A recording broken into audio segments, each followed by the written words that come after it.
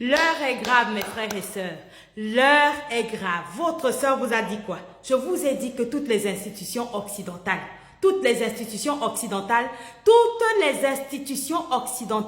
sont faites contre l'Africain noir et pour les ressources de l'Africain noir. Mesdames et messieurs, expliquez-moi comment un juge de la Cour pénale internationale peut se retrouver dans une affaire de déstabilisation d'un pays noir africain, notamment la Centrafrique. Asseyez-vous, nous sommes toujours le 12 décembre 2025.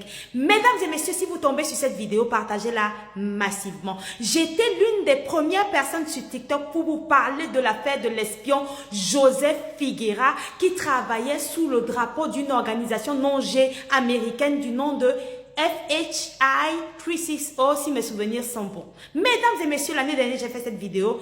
Vu que TikTok est sous contrôle de la DGSE française, ne voulant pas que les Africains s'éveillent, qu'on sache que toutes les institutions occidentales sont faites contre l'éveil et l'émancipation du peuple noir, on a verrouillé cette vidéo, on l'a censurée. Mesdames et messieurs, cette histoire, et je le dis à TikTok est une histoire avérée. L'histoire de l'espion Joseph Figuera qui essaye d'être sauvé par les organisations non-G comme Human Rights Watch, qui vient au secours d'une personne qui vient déstabiliser les pays africains et dont la culpabilité a été avérée. Mais ce n'est pas que Human Rights Watch, également l'Union européenne, également le Parlement européen demande de relâcher un espion, c'est-à-dire celui qu'on a attrapé la main dans le sac de la déstabilisation. Donc tous les documents que vous verrez sur cette vidéo sont des documents sourcés et versés lors du procès contre ce monsieur en République centrafricaine. Donc, partagez massivement.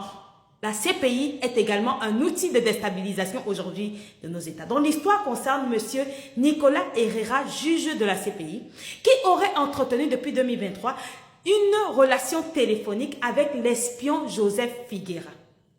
Et à titre de rappel, Joseph Figuera, l'année dernière, a été pris la main dans le sac. Et je vous ai donné les informations pour lesquelles il a été pris la main dans le sac. Ce monsieur, travesti sous forme d'humanitaire, est venu déstabiliser l'Afrique. Et pas que la République centrafricaine. Dans le dossier, le nom du Mali s'est retrouvé dedans. Le nom du Soudan s'est retrouvé dedans. Le nom de la République ou du Congo. En tout cas, je sais plus quel Congo, mais République démocratique du Congo, c'est sûr et certain, parce qu'il était venu déstabiliser. Donc, qu'est-ce qui se passait? Il allait dans des villages, monter la tête des chefs de tribus pour pouvoir se battre, aller voir les organisations terreau, rassemblées sous une coalition patriote du nom de coalition patriote pour le changement, CPC, en République démocratique, en République centrafricaine. Il y en a 6 organisations qui versent le sang des Africains qu'on devrait très clairement appeler des organisations terreau. Donc, il allait entretenir des relations avec ces personnes-là dans le but de déstabiliser la République centrafricaine d'abord dès le départ. C'est comme ça qu'il a été pris la main dans le sac. Et tout ce qu'il a été dit, il y a des informations sourcées. Donc, mesdames et messieurs, nous apprenons donc que l'un des membres, je pense, de l'UPC, qui est l'Union pour le changement de la République, ou l'Union pour le patriote pour le changement en République centrafricaine, a été envoyé, en tout cas, il a entretenu des relations avec cette personne. Le juge de la CPI a envoyé de l'argent pour libérer, pour faire partie de cette personne de la République du Tchad, pour je ne sais pas quelle destination. Et pour pouvoir le faire, ce juge de la CPI a entretenu la relation téléphonique avec M. Figuera. C'est M. Figuera qui était l'intermédiaire entre lui, le juge, et le terreau de l'UPC, M. Ousmane Bello. Donc, comme vous pouvez le voir, lisez vous-même, mes frères et sœurs. Nous sommes dans une situation incroyable. Même quand ils doivent rendre justice, la justice est toujours contre nous. Je vous ai déjà dit que nous sommes attachés.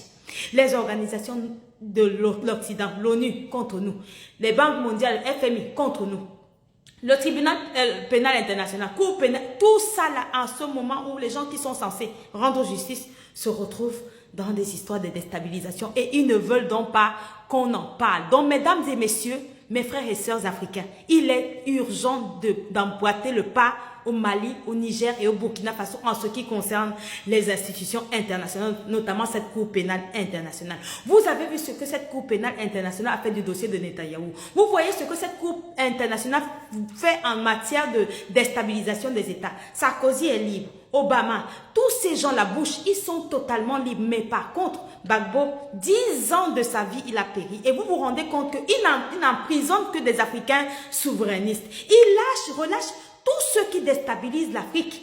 mais qui travaillent pour l'Occident. Il les relâche. Et donc, c'est ce qui est reproché également dans cette histoire à cette même Cour pénale internationale où on te dit qu'il y a eu des condamnations qui ont été faites contre des terreaux. Mais comme ces terreaux sont des bras armés de l'Occident, on a lavé leur honneur, on les a relâchés. Donc ce monsieur ne s'est pas seulement arrêté là. Il a donc envoyé de l'argent pour pouvoir acheter, le juge de la CPI a envoyé de l'argent pour acheter des téléphones satellitaires. Téléphones satellitaires, c'est pourquoi? C'est que les communications ne passent pas par le réseau normal pour ne pas être écoutées. Donc pour vous dire que nous sommes dans une situation incroyable, mes frères et sœurs. Mais il ne s'est pas arrêté que là. Il y a un certain monsieur Kony, Samuel Kony, si mes souvenirs sont bons, un terreau de l'Ouganda qui a été recherché par les États-Unis et où on a mis 10 millions de dollars sur sa tête. Il paraît que le juge de la CPI était également, pour pouvoir tomber sur cet argent, était également en train de traquer ce même monsieur pour pouvoir empocher les 10 millions de dollars. Mes frères et sœurs, nous sommes dans quelque chose d'incroyable. Quand vous allez vérifier, c'est-à-dire que vous allez témoigner ce que l'AES est en train de faire. L'AES est en train de vous montrer le chemin. Vous continuez de croire que ces gens-là qui ont une humanité bancale, quelqu'un qui ne t'aime pas chez lui, il prétend que lui, il vient t'aimer chez toi. Il prétend qu'il vient te sécuriser chez toi. Et chose incroyable, chez nous, quand ils arrivent, ils parlent avec les terreaux. Chez eux, ils jalent les terreaux. Ils viennent entretenir des relations humanitaires. Ils viennent faire l'humanité chez nous. Mais chez eux, ils n'ont pas cette humanité-là vis-à-vis de nous-mêmes, encore moins vis-à-vis des terreaux. Donc, pour vous dire que, mes frères et sœurs, même quand ils veulent être des humains, c'est difficile en ce qui concerne l'Afrique. Donc, un juge qui est censé être en dehors de toute affaire mafieuse, toute affaire de déstabilisation, qui est censé rendre justice, se retrouve dans une tentative de déstabilisation d'un pays. C'est une honte monumentale, pas seulement pour cette cour, mais pour toute l'Europe. Donc maintenant, vous avez là, tous les Africains doivent savoir que tout ce que l'Europe et l'Occident en général met en place pour entraîner tous les pays du monde, notamment les pays africains qui ne sont pas souverainistes, qui ne sont pas souverains, c'est pour justement les empêcher d'aller vers la souveraineté.